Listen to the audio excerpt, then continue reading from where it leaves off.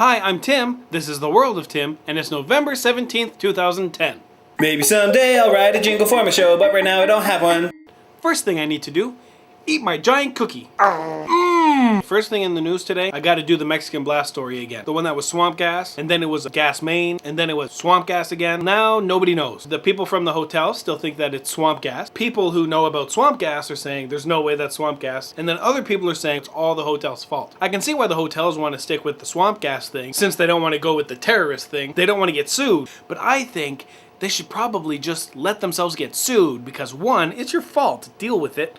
And two, you're going to lose a lot less money paying reparations to these people than you will on the amount of people who aren't going to go to your hotel because every once in a while it explodes. I am never ever going to your hotel because you have already told me that from time to time, boom. Really sad story for people who like dogs. There was a dog that was euthanized after being rescued by a shelter because it had run away from home. Accidents happen. Not all accidents lead to murder or euthanasia because it's not murder if it's a dog, right? That's how that works. The problem with this mistake is the dog was a hero. Soldiers from the Canadian Forces, they basically adopted these stray dogs. One day, like this is a fairy tale, one day a suicide bomber tried to attack, and the dogs attacked the suicide bomber before it could get near any people. One dog died, but the other two were okay.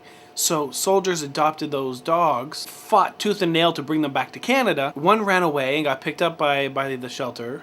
It got euthanized like 2 days later. That's a sad story. Let's go from a sad story to a not so sad story. In New Jersey, 3 masked gunmen robbed a Chuck E. Cheese. There's 2 things I find funny about this story. First thing I find funny about this story, why are you robbing a Chuck E. Cheese? Do you really, really need that SpongeBob doll? Did you not get enough tickets? Are you no good at skee ball? What is wrong with you? You can't actually steal money from a Chuck E. Cheese. All of the money is in the coin machines. How are you gonna get the money out of there? There's 17 coin machines on the floor. Maybe they just robbed tickets. Maybe they're like gonna go to another Chuck E. Cheese and get a whole bunch of like water guns and Powerpuff Girls. Who knows? The second thing I find funny, there were 3 gunmen. 3! If I invited 2 friends over and I said, let's rob a Chuck E. Cheese, at most I'd have one go, that's a great idea. How does this guy know 2 stupid friends? There wasn't one guy who was the voice of reason that went, you know, we could rob a bank or we can rob a liquor store, anything that has money available. They got away with it though. It doesn't say what was stolen, but they got away with it. So I guess their plan worked.